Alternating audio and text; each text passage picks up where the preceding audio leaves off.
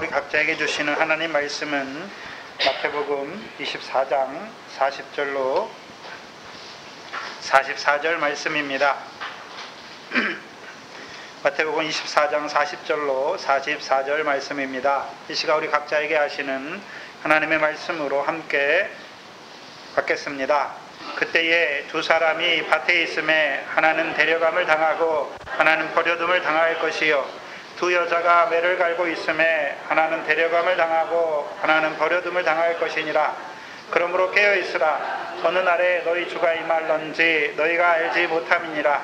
너희도 아는 바니 만일 집 주인이 도적이 어느 경점에 올 줄 알았다면 깨어있어 그 집을 뚫지 못하게 하였으리라.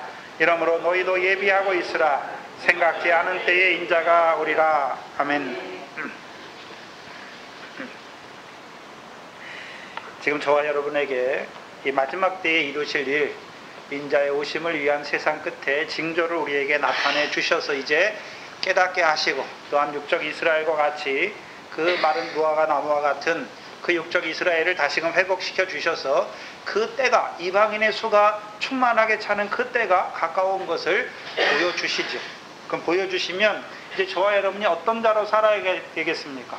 인자가 임할 때 노아의 때처럼 멸함을 받는 자가 아니라 노아의 식구들과 같이 방주를 예비하여서 그 물로 말미암은 구원을 얻어야 되는 자가 되는 것이죠. 그래서 노아 때에도 홍수로 인해서 멸함받는 자와 구원함을 받는 자가 있듯이 인자가 임하는 때에도 오늘 본문에서는요, 데려감을 당하는 자와 버려둠을 당하는 자가 있을 것을 우리에게 말씀하십니다. 그러면 우리는 어떤 자가 되어야 됩니까? 데려감을 당하는 자가 되어야 될지, 버려둠을 당하는 자가 되어야 될지. 노아 때에는 물로 말미암아 멸망을 당하는 자와 그 물로 말미암아 구원을 받는 자가 나누어졌잖아요. 인자가 오실 때 오늘 본문에서는 이제 어떤 자가 나누어집니까? 데려감을 당하는 자와 버려둠을 당하는 자가 나누어지는 것을 우리에게 말씀해 주십니다. 40절에 보시면 그때에 두 사람이 밭에 있음에, 그럼 그때는 어느 때를 말하고 있습니까? 36절에 그날과 그때죠. 인자가 임하는 마지막 세 번째 징조의 그날과 그때를 말씀하는 것이 아니라 인자의 오심을, 그 인자 앞에 서도록, 첫째 부활의 영광에 들어가도록 일으키시는 첫 3년번 환난이 시작되는 그날과 그때를 말씀하는 것이죠. 그럼 그때에 두 부류의 사람이 있는 것을 우리에게 보여주시죠. 그래서 그날과 그때는 인자의 오심을 위한 첫 번째 징조의 때, 곧 멸망하게 하는 가증한 것이 거룩한 것에 서면서 시작되는 큰 환난의 때. 그래서 그 환난을 통해서 무엇을 이루십니까? 책에 기록된 모든 자들을 구원하시는 그 구원의 때가 시작될 때 두 부류의 사람이 있는 것을 보여주십니다. 근데 이 두 사람을 말할 때 전제가 무엇입니까? 밭에 있다는 것이죠. 두 사람 다 어디에 있습니까? 밭에 있다는 거예요. 그러면 거꾸로 생각해서요, 그럼 밭에 없는 자들도 있는 것이죠. 밭에 없는 자들도 있어요. 뭘 말하냐면 마태복음 25장에 보시면 열처녀가 나오잖아요. 네? 근데 열처녀는 등을 가지고 있잖아요. 등이 무엇입니까? 그냥 등을 말하는 게 아니잖아요. 세례요한이 등불이잖아요. 그럼 세례요한을 통해서는 누구를 증거해 줬습니까? 생명의 빛으로 오신 예수, 세상 죄를 지고 가러 오시는 어린 양, 그리스도를 증거해 줬잖아요. 그러면 이 마태복음 24장의 말씀을 통해서는 어떤 예수를 증거해 주시나요? 신랑 예수를 증거해 주시는 말씀이잖아요. 베드로후서 1장을 보시면 베드로후서 1장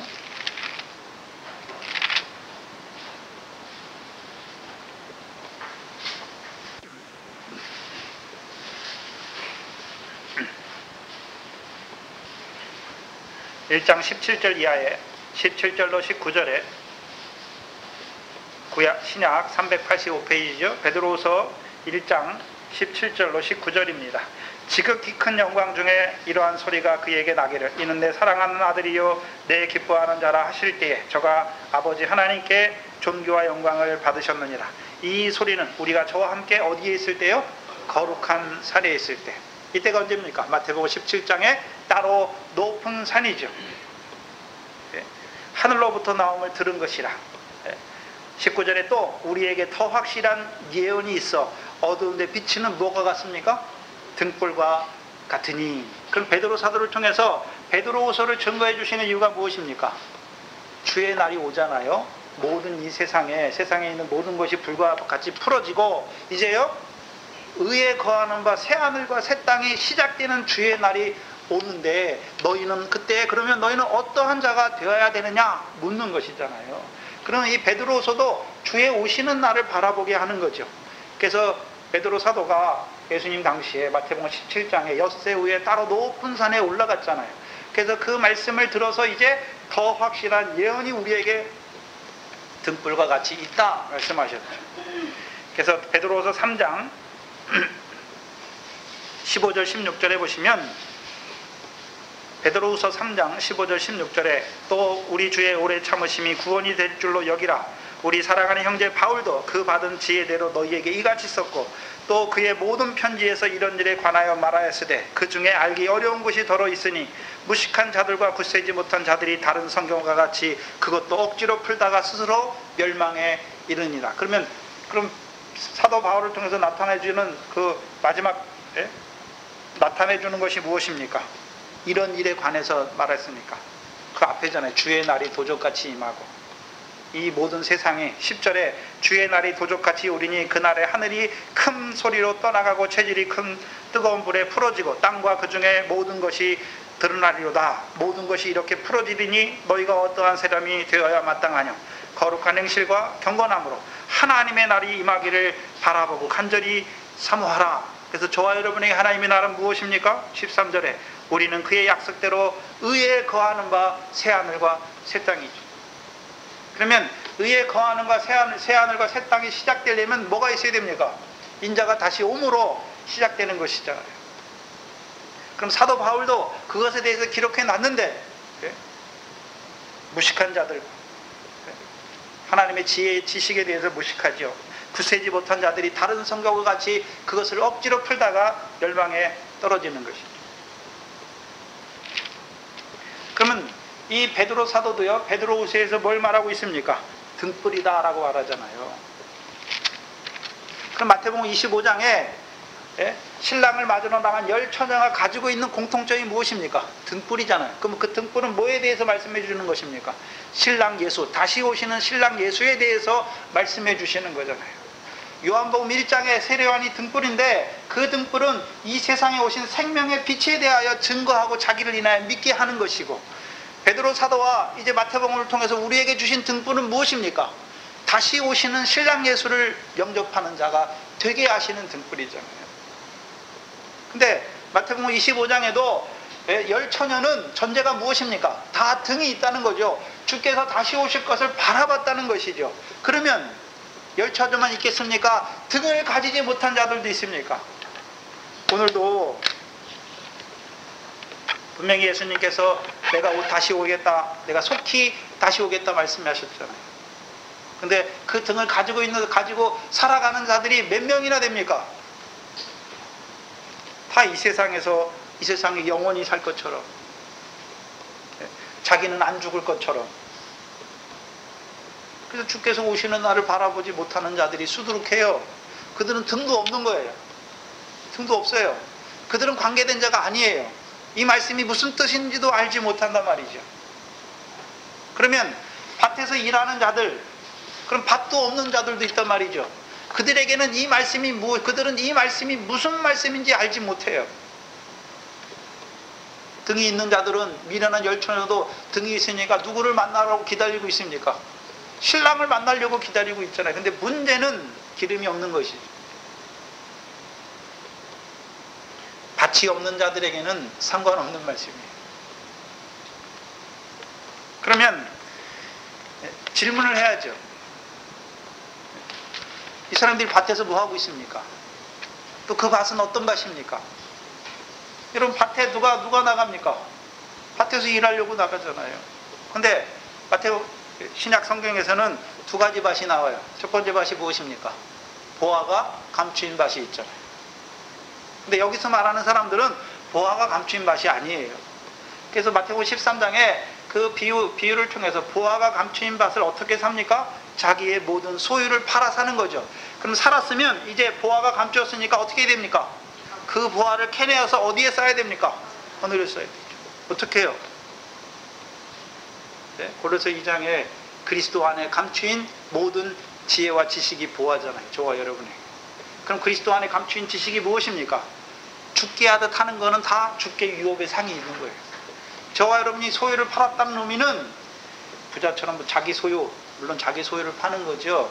그 전에는, 예수 믿기 전에는 여전히 육신의 소유로 가지고 있잖아요. 모든 걸 다 육신의, 이게 내 거, 내 남편, 내 자식, 내 재산, 내 거. 근데 이제 소유를 팔면요, 누구 겁니까? 주께서 주신 것이잖아요. 그러면 주께서 주셨으니까 왜 남편을 주셨는지, 왜 아내를 주셨는지 그 하나님의 뜻을 깨닫고 뭐합니까? 사랑하는 거예요. 의지의 대상이 아니라, 복종의 대상이 아니라 사랑하는 거예요. 불쌍히 여기는 거예요. 자녀를요, 주 안에서 주의 교훈과 훈계로 키우는 것이죠. 그게 하늘에 쌓는 거예요. 근데 오늘 보면은 그 밭을 말씀하는 게 아니에요. 요한복음 4장에 보면 또 밭이 나오죠. 요한복음 4장에, 요한복음 4장 36절이죠.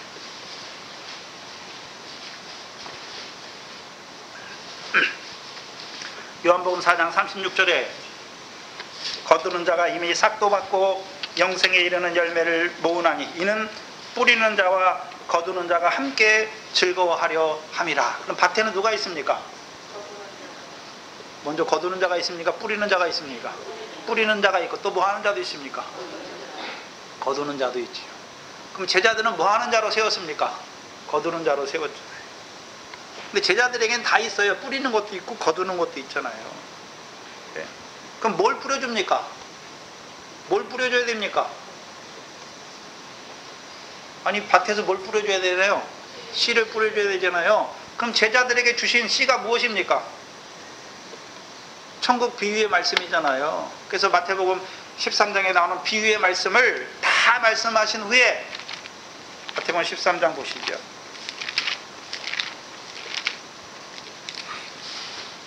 (51절에)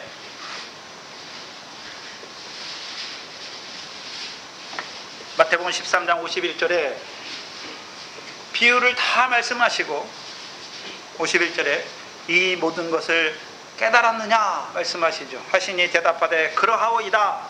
예수께서 가라사대 그러므로 천국에 제대된 서기관마다. 그러면 그 비유를 깨닫는 제자들을 어떤 자로 세웠습니까?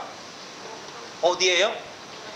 하나님 나라에. 저기서 천국은 하나님 나라죠. 하나님 나라에 제자된 서기관으로 세우셨죠. 세우신 이유가 무엇입니까? 새 것과 옛 것을 그 곳간에서 내어오는 자가 되게 하시는 거죠. 집주인과 같이 새 것과 옛 것을 그 곳간에서 내어오잖아요. 그럼 새 것은 뭐고 옛 것은 무엇입니까?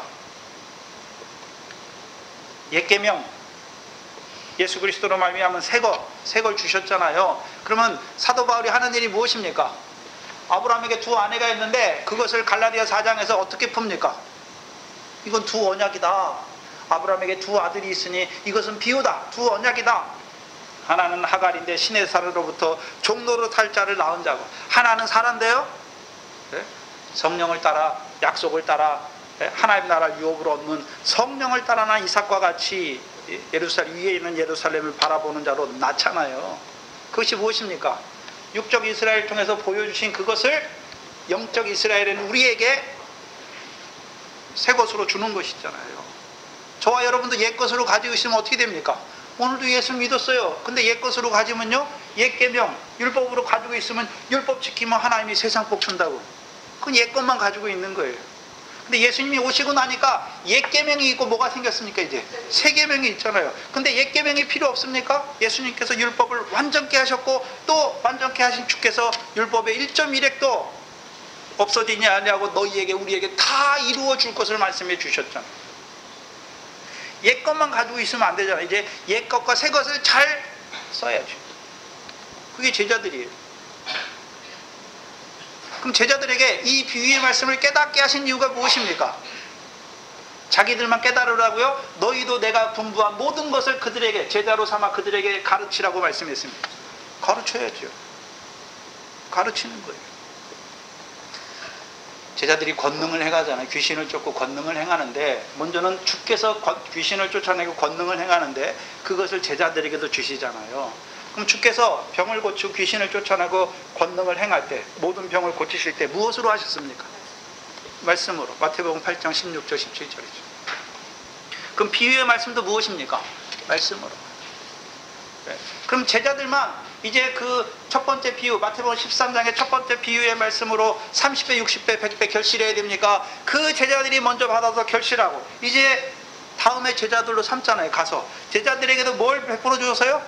비유를, 천국 비유를 베풀어 주어서 그들도 어떤 자로요? 30배, 60배, 100배 결실하는 자로 세워야 되는 것이죠. 또한 좋은 옥토가 된 그들을 바과 같은 세상의 씨가 된 것을 보여주셔서 곡식 단되게 해야 되고, 또 그들에게도 보화가 감춘 밭의 비유를 통해서 모든 소유를 팔아서 보화가 감춘 밭을 사는 자로 세워야 되고, 더 좋은 진주 장사로 세워야 되고, 극히 값진 진주를 구하는 자로 세워야 되고, 더 나아가서는 마지막에 그 바다의 그물 비유를 통해서 그들로 하여금 나 같은 죄인 중에 괴수와 함께 하시는 그 하나님의 은혜 안에서만 살아가는 자로 세워야 하는 것입니다. 그럼 제자들에게 권능을 주신 이유가 무엇입니까? 너희도 말씀으로 모든 병과 연약한 것을 고치는, 너희도 비유의 말씀으로 이제 그 비유의 말씀을 듣는 자들도 뭐 하는 자로요? 결실하는 자로 세우시기 위해서 그 일 하는 거예요. 그 일을 밭에서 하는 거예요. 근데 하나님의 나라의 밭에는 씨만 뿌리는 자도 있습니까? 거두는 자도 있습니까? 그래서 여러분이 잘 아는 룻은 뭐 하는 자입니까? 씨를 뿌리는 자가 아니에요. 보리에 씨를 뿌리는 자가 아니라 그 보리에 추수가 돼서 떨어진 이삭을 거두는 자죠.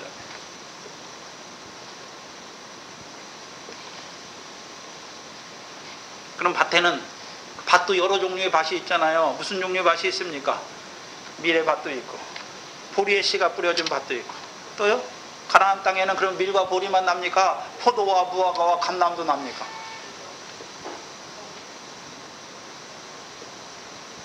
그 밭에서 누가 일합니까? 추수할 일꾼으로 세우신 자들이 일한단 말이죠.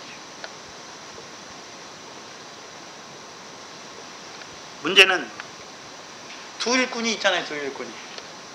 두 사람이 밭에서 일하는데 왜 차이가 납니까? 하나는 데려감을 당하고 왜 하나는 버려둠을 당하는 것입니까? 무엇을 위해서 일하고 있습니까? 밭에서. 하나님의 백성으로 하여금 가나안 땅의 소산, 그 밀과 보리와 무화과와 감람의 포도 열매를 위해서 그 일을 하고 있습니까? 아니면 그 가나안 땅에도 블레셋 사람의 곡식밭이 있잖아요. 사사기 15장에 보면 블레셋 사람의 곡식밭은 삼손을 통해서 여우 300의 회를 꼬리에 회를 달아서 불로서 불을 붙여가지고 블레셋 사람 곡식밭에 몰아들이니까 그 곡식밭이 다 어떻게 됩니까? 다 불타요. 그럼 오늘도 블레셋 사람의 곡식밭처럼 쭉정이가 되게 해서 꺼지지 않는 불에 들어가게 하는 역사가 있고, 밭에서 일해요. 그들도 오늘도 하나님의 종들이 되어서 하나님의 백성들로 하여금 밀과 보리와 포도와 무화과의 열매를 맺는 자, 결실과 열매를 맺게 하시기 위해서 밭에서 일하는 자도 있단 말입니다. 이를 넓게 보면 제자들은 사람 낳는 업으로, 추수할 일꾼으로, 음부의 권세가 해하지 못하는 반석으로 부르셨잖아요. 교회를, 바다의 권세가 해하지 못하는 하나님의 교회를 세우시기 위해서, 사망의 권세가 해하지 못하는 하나님의 교회를 세우시기 위해서, 음부의 권세가 해하지 못하는 하나님의 교회를 세우시기 위해서 일하는 자들, 그들이 밭에서 일하는 거예요. 반대로 외식하는 그 거짓된 자들, 외식하는 서기관과 바리새인들도 일하잖아요. 마태복음 23장을 보시면, 마태복음 23장,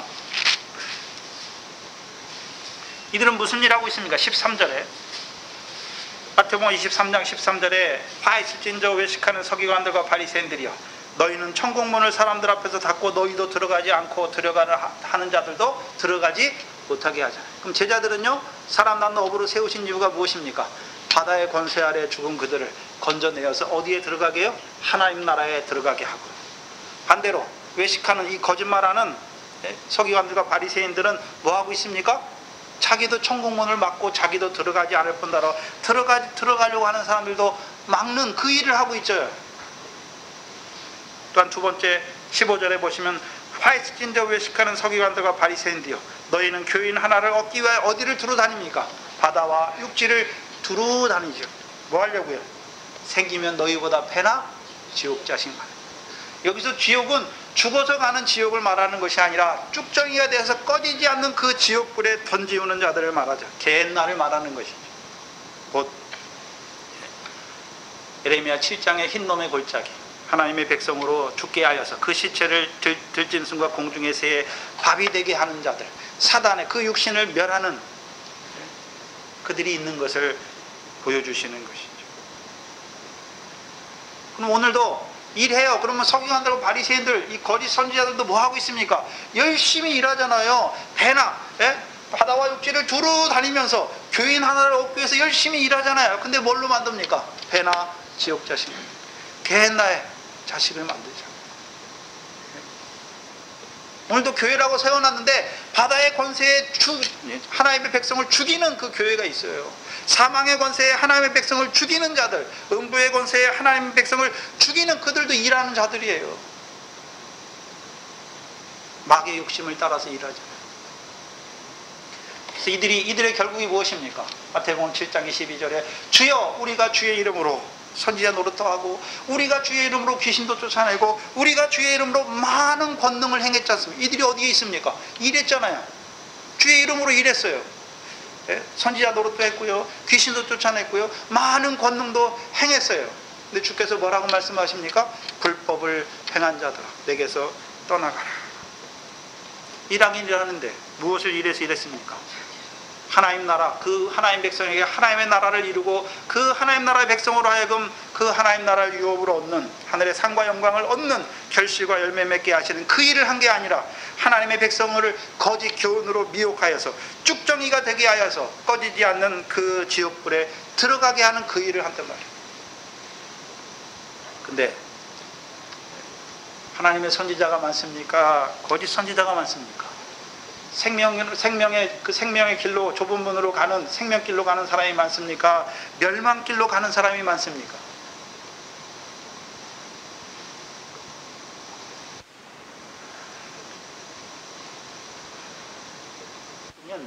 데려가는데 데려감을 자기가 가는 게 아니잖아요. 데려감을 당하는 거잖아요.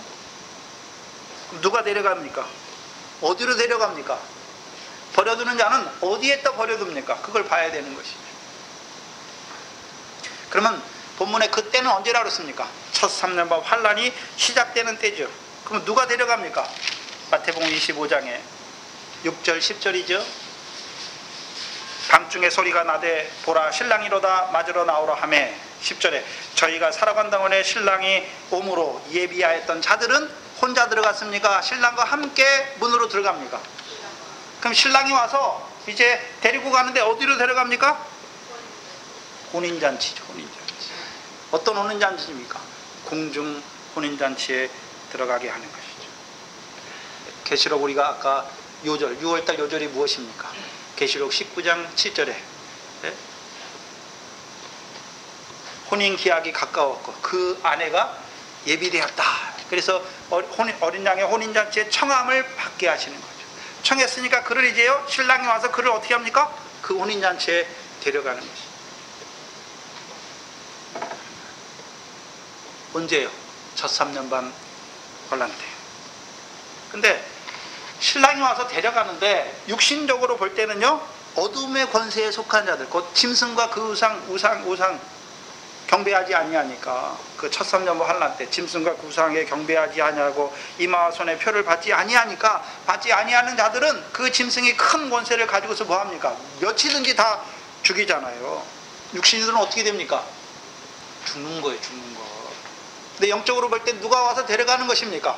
신랑 예수께서 스데반과 같이 감추었던 만나를 주셔서 그 환란을 이기게 하시잖아요. 데려가시는 것이. 그래서 창세기 4장 5장이죠. 5장에 데려감을 당한 사람 있잖아요. 하나님이 데려가신 사람. 누굴 데려가셨습니까? 에녹이죠. 창세기 5장을 보시죠.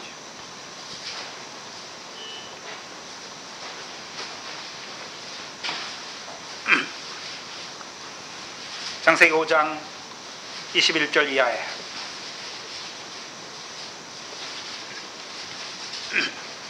창세기 5장 21절 이하에 에녹은 65세에 무드셀라를 낳았고 무드셀라를 낳은 후 300년을 하나님과 동행하며 자녀를 낳았으며.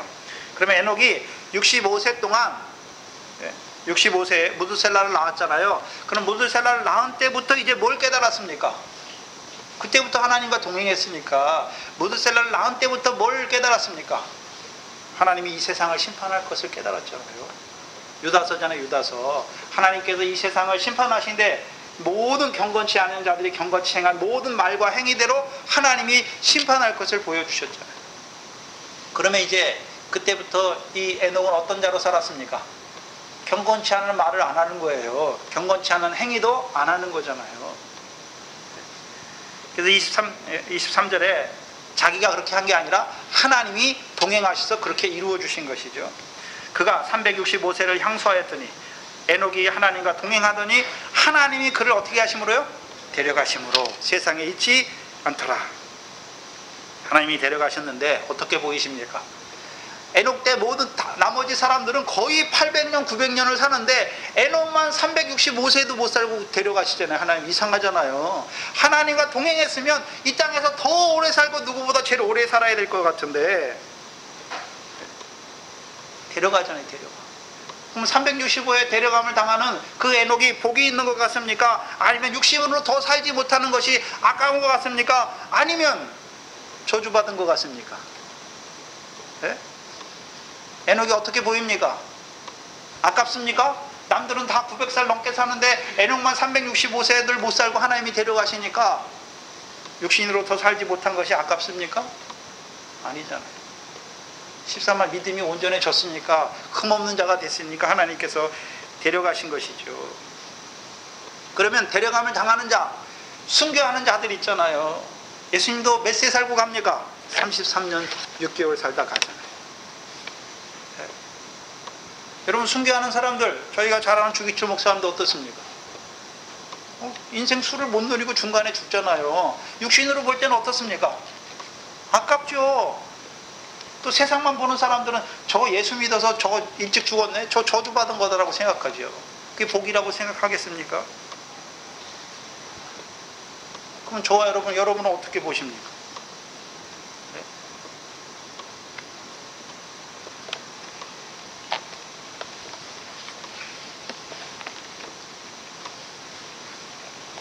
첫 3년번 하나 할 때 그 육신이 죽는 것이 복입니까? 저주입니까?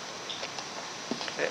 짐승과 그 우상에게 경배하지 않기 위해서 하나님의 말씀 계명을 지키기 위해서 죽는 그것이 복인 것 같습니까? 저주인 것 같습니까? 그게 복이잖아요. 그게 복이에요. 물론 우리에게 여러 가지 복이 있는데 가장 큰 복이 무엇입니까? 주를 위해 죽는 게 복이에요. 어린 양의 혼인잔치에 청함을 받는 자가 복이에요. 그럼 버려둠을 당하는 자는 그 환난 때 죽지 않아요. 육신은 살았으니까 어떻습니까? 일단 육신의 목숨이 죽지 않았으니까 일단 좋은 것 같아요. 근데요, 결국 어디에 떨어집니까? 후 3년 반 환난에 떨어지는 자가 되는 것이죠. 결국 미련한 5처녀와 같이 혼인잔치를 바라보면서도 혼인잔치에 들어가지 못하는 자가 되는 것이죠.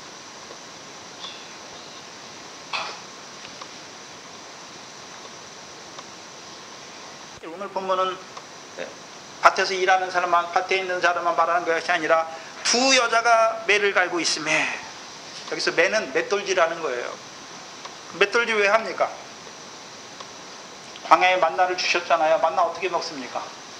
공이에 찧어서, 절구에 찧어서 먹기도 하고 맷돌에 갈기도 하고 솥에 삶아서 먹잖아요. 그렇잖아요.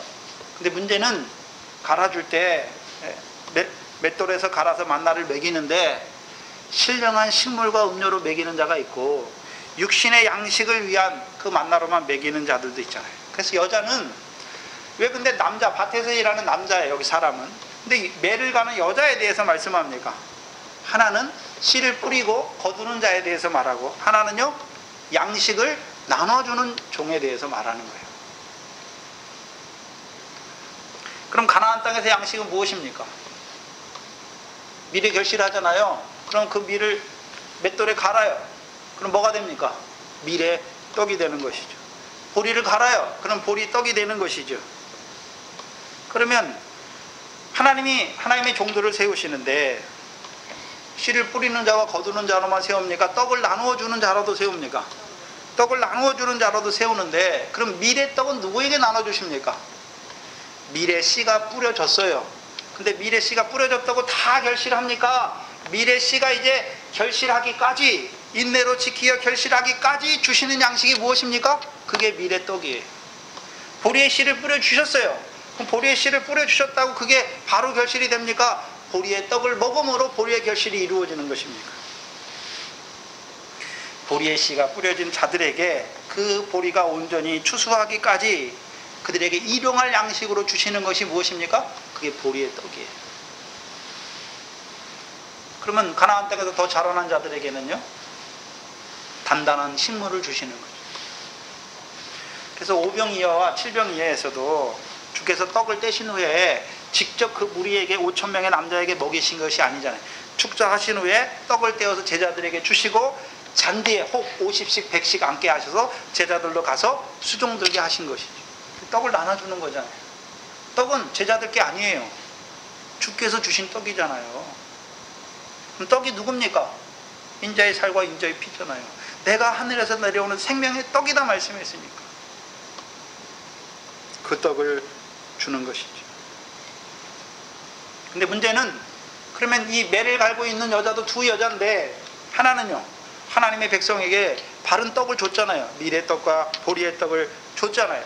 그래서 하나님의 백성들로 하여금 밀의 씨가 뿌려지고 보리의 씨가 뿌려진 자들이, 그들이 밀에 추수하기까지 그들에게 매일매일의 일용할 양식을 주셔서 그들도 온전한 추수하게 하시는 것이죠. 그러면 이제 시온에 오신 그리스도 예수를 증거하는 종들이 있잖아요. 그들은 어떤 말씀을 주십니까? 시온에서 나오는 여호와의 말씀으로 하나님 백성에게 가르쳐 주었어요. 포도의 씨를, 참 포도나무에, 포도는 씨를 뿌리는 것이 아니라 포도나무에 젖붙여 주시는 거예요. 참 포도나무에 젖붙여 주시는 거예요. 그 말씀을 증거하는 종들이 누굽니까? 새 계명이잖아요. 다윗의 자손을 통해서 시온에 오시는, 시온의 모퉁이 도르신 그리스도 예수를 주로 받은 자로 세우는 거예요. 그래서 그들이 이제요, 계속해서 뭘 깨닫도록요? 그 참 포도나무에서 나오는 진해, 나 같은 죄인을 끝까지 사랑하시는 그 사랑 안에서 자라게 하시는 거죠. 그럼 자라게 하려면 뭐가 깨달아져야 됩니까? 죄가 깨달아져야 되잖아요. 왜? 죄가 더한 것에 은혜가 더욱 충만하니까. 깨닫게 할 뿐만 아니라 이제 그 사랑 안에서 자라간 자들이 형제를 사랑하는 자라 세우는 것이죠. 하나님의 나라를 유업으로 얻는 자로 세우는 것이죠.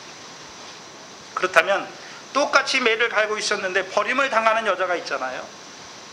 마태복음 16장입니다. 마태복음 16장 5절 이하에 보시면,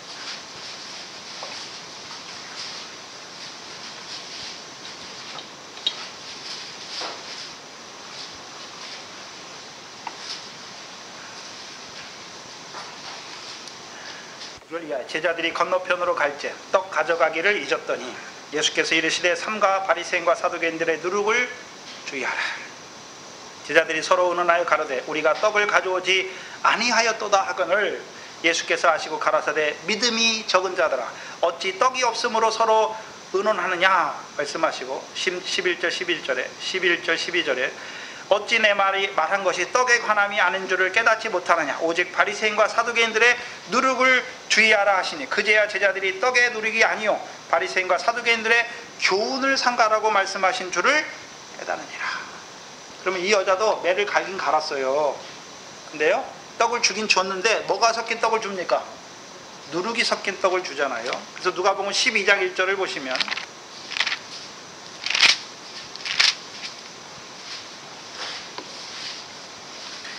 누가복음 12장 1절에 누룩이 뭔지 여기 잘 보여주세요.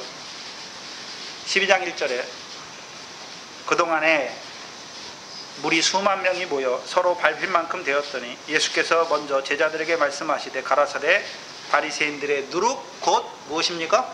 외식이잖아요. 외식. 하나님 말씀이에요. 바리새인들도 하나님 말씀 가지고 있지요. 네? 하나님 말씀으로 가르쳐요. 근데 거기다 뭘 더합니까? 외식, 누룩을 더하잖아요. 그러니까 떡이 변질된단 말이죠. 그 외식이 무엇입니까? 바리새인의 외식이 무엇입니까? 사람 앞에 자기 의를 행하긴 행하는데 사람 앞에 행하게 하잖아요. 또요, 이제 독사의 누룩이 도면 어떻게 됩니까? 하나님의 말씀도 아니에요. 사람의 계명으로 교훈을 삼아 가르치잖아요. 7가지 화를 이루는 자리 되잖아요. 그럼 버려둠을 당하는 자는 왜 버려둠을 당했습니까? 양식을 나눠주는 종으로 세웠어요. 근데 뭐가 섞인 누룩을 백성에게 줬습니까? 외식, 누룩, 바리새인과 사두개인들의 누룩. 그럼 사두개인들의 누룩이 섞이면 어떻게 되나요? 부활도 없고 천사도 없고 영도 없다. 그럼 하나님 백성이 하나님 믿는데 뭐 때문에 믿나요? 부활이 없어요. 부활의 소망이 없어요. 영도 없어요. 그럼 뭐만 갖고 삽니까? 육신만 가지고 사는 하나님의 백성들도 만드는 자들이잖아요. 그게 누룩이에요. 근데 다 뭐 갖고 합니까? 하나님 말씀 가지고 한단 말이죠. 그렇다면 오늘날 예수 목회자들이 그리스도의 부활을 말하지 않는 사람이 어디 있습니까? 다 말해요. 근데요, 우리도 그리스도께서 고난과 그 죽음대로 그 영광에 들어갔듯이 우리도 무엇을 통해서요? 고난을 통해서 그 영광의 부활에 들어가야 되는데 막연 부활만 말해요. 예수 믿으면 막연하게 죽어서 천국 가고 부활한다고. 다 뭐 하는 자들입니까? 그 상과 영광의 부활을 가리우는 자들이잖아요. 예수 믿는 사람 목회자들 중에 누가 부활이 없다고 말하는 사람이 어디 있습니까? 근데 부활이 있다고 말하면서 성도들을 그 부활의 생명으로, 그 부활 때 얻을 상과 영광에 합당한 결실과 열매 맺는 자로 세우지 않는단 말입니다. 하늘의 부활을 쌓게 해야 되는데 다 이 세상에 쌓게 한단 말이죠. 뭐 하는 자들입니까? 사두개인의 교훈이죠. 그게 누룩이란 말이죠. 그러면 자, 그때에 첫 3년 환란 때 누구를 데려가십니까? 일하지, 밭에 가서 일하지도 않고 매도 안 가는 그들을 데려가시는 게 아니잖아요. 밭에 가서 일하는 자들, 매를 가는 그 여자들을 어떻게 하십니까? 하나님께서 데려가신단 말이에요. 그럼 여러분도 아무 일도 안 하고 주께서 오실 때만 기다리는 게 아니란 말이에요. 그 일을 하는 그들을 하나님이 데려가신단 말이에요. 유대에 있잖아요. 오전 시간에 유대에 있는 자들이 어떤 자들입니까? 유대의 자손으로 오신, 유다지파의 뿌리로 오신 그리스도께서 이겼잖아요. 그래서 그 안에서 이기는 생활하는 자들, 그 시온의 복을 얻는 자들을 하나님이 데려가시는 거예요. 지붕에서 이제 집 안에 있는 물건을 가지고 하늘에 쌓는 그 일을 하는 자들을 데려가세요. 밭에서 일하는 그들을 하나님께서 그 일하는 가운데 데려가세요. 아무 일도 안 하고 밭도 없고 매도 없는, 맷돌지도 안 하는 그 사람들을 데려가는 게 아니란 말이에요. 그러므로 42절에 깨어있으라. 어느 날에 너희 주가 임하는지 너희가 알지 못함이니라. 무화과 나무의 비유를 배우라 하신 그때부터 결론적으로, 그 말씀부터 결론적으로 이제 뭐라고 하십니까? 너희가 인자의 임함의 말씀을 들었으니까 뭐 하라 말입니까? 깨어 있으라. 육신적으로 잠 안 자고 깨어 있는 것을 말하는 게 아니잖아요. 단순히 그걸 말하는 게 아니죠. 주의 오심을 위한 그 세상 끝에 징조를 깨닫게 하셨으니까 그 말씀 안에서 깨어 있는 것이죠. 근데 깨어 있다라고 하는 것은 단순한 의미가 아니에요. 깨어있다라고 하는 것은 먼저 무엇입니까? 아직 안 오셨잖아요. 그러면 언제 오신다고 했습니까? 천국 복음이 온 세상에 전파되어서 이방인의 충만한 수가 차야 오니까, 오늘도 깨어있다는 것은 그냥 단순히 깨어있는 것을 말하는 것이 아니라 오늘도 이 교회가 천국 복음을 통해서 이방인의 충만한 수를 채워가는 그 일을 하면서 깨어있는 거예요. 그냥 깨어있는 게 아니란 말이죠.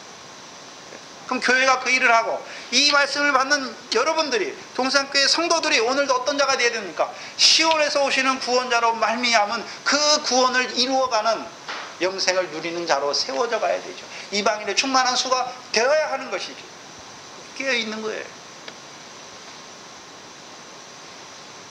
두 번째는요, 더 나아가서 이제 이방인의 충만한 수가, 이제 여러분이 시온에서 오시는 구원자로 말미암아 그 복을 누리는 자가 되었어요.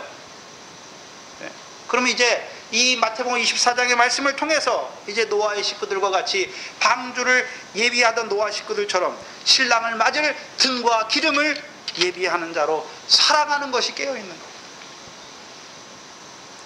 감람의 열매를 맺는 것이 깨어있는 거란 말이죠. 감람의 기름이 무엇입니까? 하나님과 사람을 영화롭게 하는 거죠. 뭐가 하나님과 사람을 영화롭게 하는 것입니까? 밭에서 일하는 거, 떡을 나누어 주는 게, 그게 영화롭게 하는 일. 그럼 제자들에게, 예수님께서 제자들에게 주신 것이 있잖아요. 예수님만 병을 고치고 귀신을 쫓아내고 이적을 행하는 게 아니잖아요. 그걸 제자들에게 똑같이 주셨죠. 뭐 하라고 주셨습니까? 일하게 하시려고 주셨잖아요. 그 일 하다가, 그 일 하면서 깨어있는 거예요. 그것이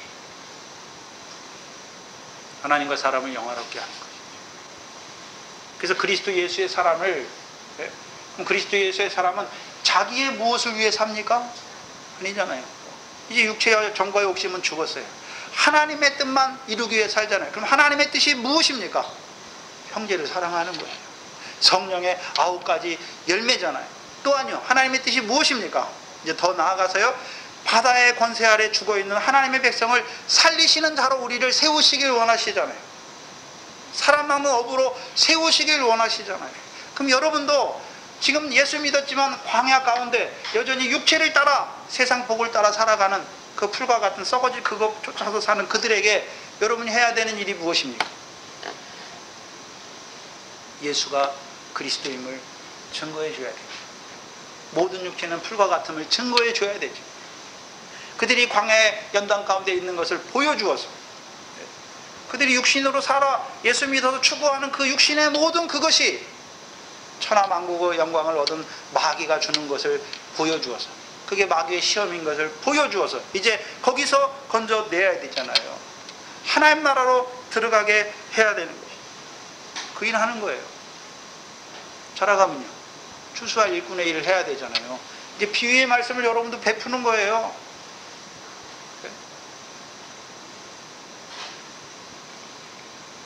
일하면서 깨어있는 거예요. 먼저는 여러분이 시온에 오시는 그리스도로 말미암은 그 복을 누리는 자로 자라가야 되고, 그러면 그리스도 예수 앞한 사람, 세례를 받은 자들은 이제 그리스도 예수의 사람이 돼서 성령을 쫓아 행하니까 이제 성령의 열매를 맺게 되고, 성령의 열매를 맺는 그들을 그리스도 예수의 일꾼으로 세워서 하나님의 복음의 제사장으로 세우시는 것이죠. 그 일을 하면서 깨어있는 거예요. 근데 그 일은 혼자 하는 게 아니잖아요. 교회가 하는 일이에요.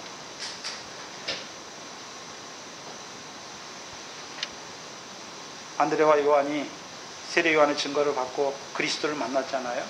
가서 자기 형제 베드로에게 뭐랍니까? 와 보라. 그게 해야 될 일이에요. 네? 와 보라.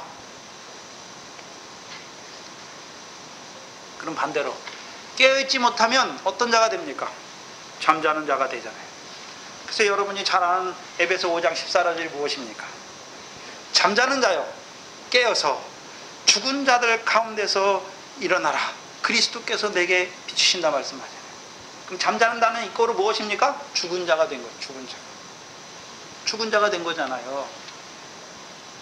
그래서 누가복음 9장 60절 이하에 아버지를 장사한다고 자기를 보내달라고 하는 제자에게 뭐라고 말씀합니까? 죽은 자들로 저희의 죽은 자를 장사하게 하고 너는 가서 하나님의 나라를 전파하라 말씀하잖아요. 그럼 뒤에 죽은 자는 죽은 자로 살다가 육신마저 죽었어요. 근데 앞에 있는 자는 죽은 자로 살지만 지금 육신은 안 죽었잖아요. 그럼 뭐에 대해서 죽은 자입니까? 하나님의 나라에 대해서 죽은 자잖아요. 그럼 너가 가서 뭐 해란 말입니까? 그를 그 부자 청년처럼 내 소유를 팔아 가난한 자들 주라. 그리하면 하늘에 보화가 있을 것을 보여주어서 그를 뭐 하란 말입니까? 하나님 나라에 들어가는 자로 살게 하란 말이죠. 그러면 오늘 본문에 이 주의 오심과 세상 끝에 징조를 깨닫게 하시는 자들 중에 자는 자들은 무엇에 대해 자는 자들입니까? 마태복음 25장의 천국에 대해서 자는 자예요. 한마디로 말하면 천년 왕국에 대해서 자는 자예요. 죽은 자란 말이에요. 누가복음 9장에서는 하나님 나라를 알지 못하니까 하나님 나라에 대해서 죽은 자잖아요.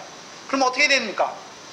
위로부터 안옷된 위로부터 난 자가 되게 해서 하나님 나라를 보게 하고 이제 물과 성령으로 따라 낳게 해서 하나님 나라에 들어가게 하면 사는 자가 되잖아요. 근데 오늘 본문에서 자는 자는 죽은 자는 뭐에 대해 죽은 자입니까? 천년 왕국에 대해서 혼인잔치에 대해서 죽은 자잖아요. 그래서 계시록 20장 4절로 6절 말씀이 무엇입니까? 첫째 부활에 참여한 자들이 있고 그 나머지 죽은 자들은요 그 천년이 차기까지 삽니까 살지 못합니까? 살지 못하는 자가 돼요. 깨어있지 못하면 죽은 자가 돼요. 그래서 마태복음 25장은 두 부류의 처녀가 나오잖아요. 하나는요 자는 처녀, 하나는요 졸다가 깨는 처녀. 그 자는 자들은 이거로 무엇입니까? 죽은 자예요. 그냥 잔다는 의미가 아니에요. 여러분 왜 잡니까? 조는 것은 신랑이 오니까 내가 육신이 연약하니까 잠깐 졸 때도 있지만 또 깨가지고 또 기다리고. 근데 자는 자는요 이제 안 올려나 보다, 오늘은 안 올려나 봐, 그리고요 입을 펴고 그냥 자는 거예요. 죽은 자란 말이에요.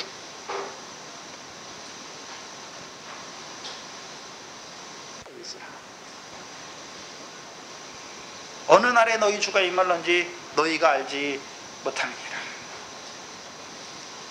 43절에 너희도 아는 바니 만일 집주인이 도적이 어느 경점에 올 줄을 알았다면 깨어있어 그 집을 뚫지 못하게 하였으리라.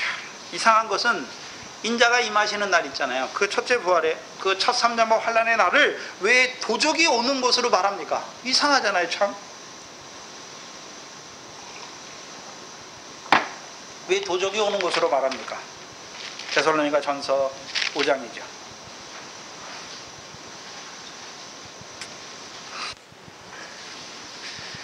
데살로니가 전서 5장 2절 이하에 데살로니가 전서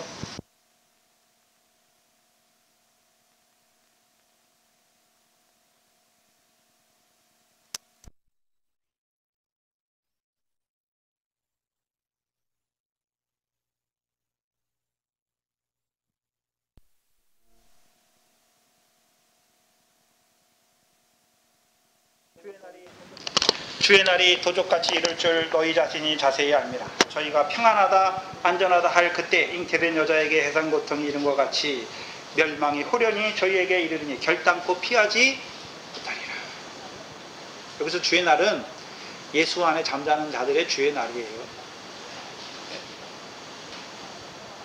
그럼 평안하다 육신의 평안 가지고 평안하다 하는 자들은 결국 그 평안 가운데 살다가요 주의 날이 언제입니까? 자기가 죽으면 주의 날이 시작되는 거예요. 멸망이 호련히 임하는 것이죠. 보화로 연락하는 부자처럼 그 죽으니까 뭐가 시작됩니까? 음부의 불꽃 가운데 고통이 시작되는 것이죠. 7절에 보시면 자는 자들은 언제 잡니까? 밤에 자고. 취하는 자들은 언제 취합니까? 밤에 취하되. 주께서 왜 주의 오심을 첫 삼년부 환란이 시작됨으로 말미암아 주께서 오심의 징조의 첫 번째 징조를 통해 징조를 말씀하시는데 왜 도적이 오는 것으로 말합니까? 주의 날이 자는 자들은 주의 날이 어떻게 온다고요?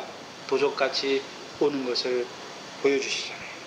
그럼 그 주의 날이 도적같이 오는 자들은 결국 어떻게 합니까? 그때 멸망을 받는, 구원을 받지 못하고 멸망을 받는 자들이 되는 것을 보여주시죠. 누가복음 21장 34절입니다.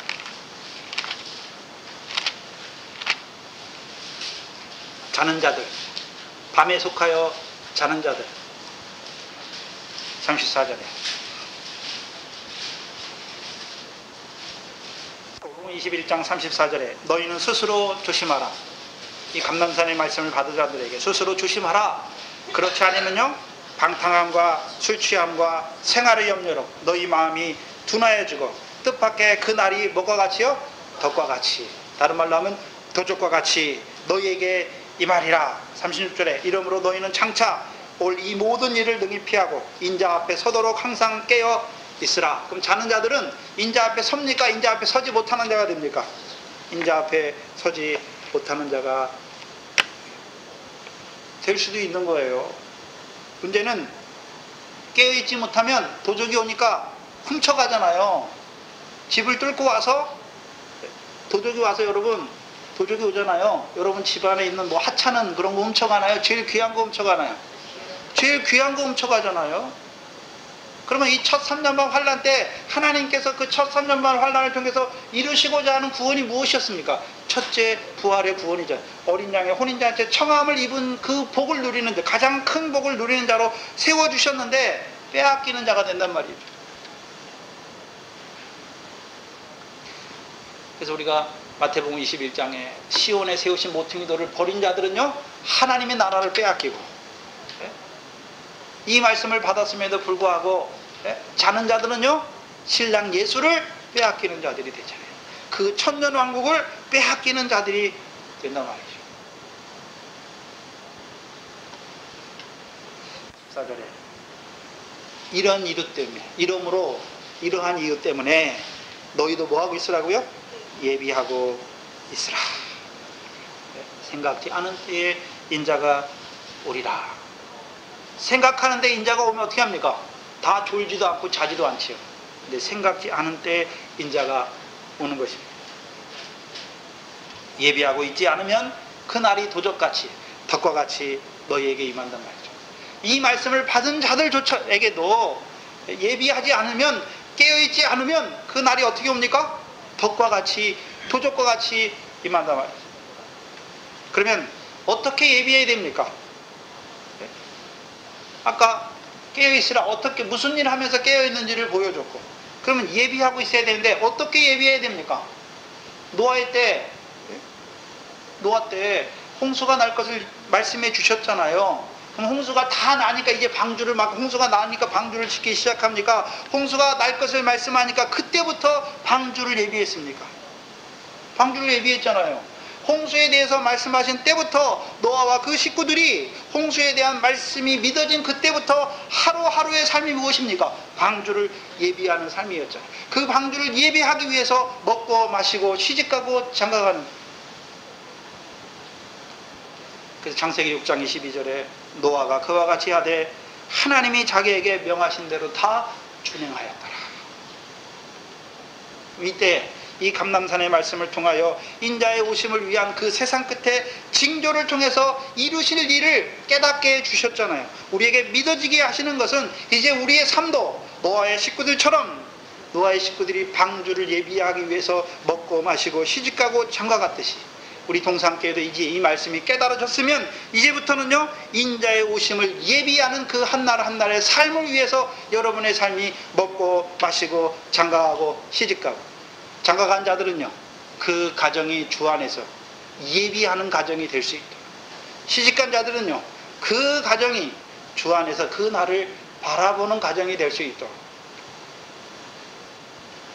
그렇다면 우리 동산교회에서도 여전히 광야에 있고, 여전히 미래 결실 그거 하기 위해서 허덕허덕하고, 어떤 사람은 보리의 결실 그거 하기 위해서 지금 그 가운데, 그 연단 가운데 있는 자들도 있고, 자라는 자들은 이제 이방인의 충만한 수 가운데서 하나님의 나라를 유업으로 얻는 그 열매 맺는 생명으로 사는 자들도 있는데, 그럼 그들은 다 무시하고,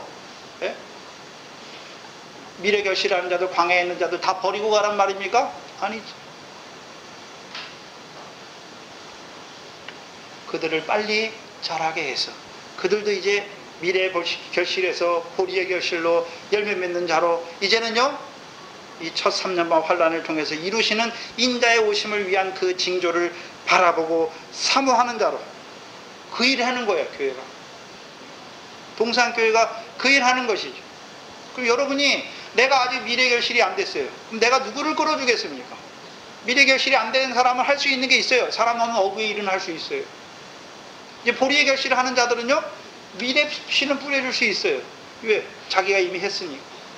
이제 열매 맺어요. 그러면요, 사람 낳는 어부의 일도 하고 권능도 베풀어 주고요, 그 다음에 뭐도 합니까? 주수할 일 굽는 일도 하는 거예요. 이제 그 음부의 권세가 해하지 못하는 그 열매 맺는 생명으로 살아간 자들에게 주께서 이제요, 이 24장의 말씀을 통해서 그 첫째 부활을 통해서 그 첫 3년반 환란을 통해서 이루시는 그 가장 복된 일을 우리에게 보여주시는 거죠.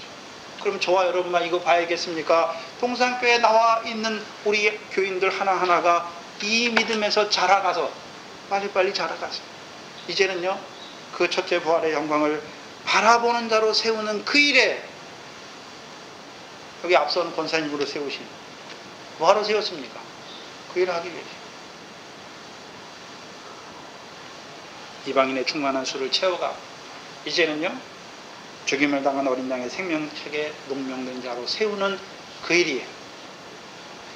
그 일을 그 수를 채우기 위해서 중국에도 가게 하시고 여러분의 삶 속에서도 여러분 스스로 이방인의 충만한 수로 세워져서 이방인의 그 시온에 오는 구원자로 말미암아 구원의 삶을 살게 하시고 이제는요 여러분이 살았으면 살리는 그 자로 밭에서 일하고 매를 가는 자로 세워주시다가 그 일을 하게 하시다 주께서 데려가시는 것이죠. 저와 여러분이 깨어있고 예비해라 그냥 말로 그냥 깨어있는 그걸 말하는 것이 아니라 무슨 일을 하면서 깨어있어야 되는지 무엇을 예비해야 되는지 오늘 말씀을 통해서 우리에게 나타내 주시는 것이죠. 기도하겠습니다. 하나님 감사합니다. 어인 은혜입니까? 미련하고 부족하고 늘 그 불법과 죄로 말미암아 하나님 보기에도 부끄러운 자들 우리를 의롭다 하실 뿐만 아니라 이제 그 하나님의 나라를 유업으로 얻는 열매 맺는 생명으로 자라게 하신 것도 감사하온데 이제 우리에게 가장 큰 영광을 예비해 놓으시고 그의 이제 인자의 오심을 위한 그 세상 끝의 징조를 깨닫게 하여 주셔서 그 첫 3년반 환란을 통해서 이루시는 그 구원을 우리에게 나타내 주셔서 오늘도 이 교회가 그 첫째 부활의 영광을 바라보는 자로 세워가게 하시니 감사합니다. 아버지 하나님 우리에게 이 말씀을 깨닫게 하셨사오니 이제 깨어서 이 말씀을 가지고 이제 일하는 자 되게 하시고 매를 가는 자 되게 하시고 이제는 노아와 그 가족들과 같이 예비하는 주의 오심을 예비하는 한날 한날의 우리의 삶이 되게 하여 주시옵소서. 감사하며 예수님의 이름으로 기도하옵나이다. 아멘.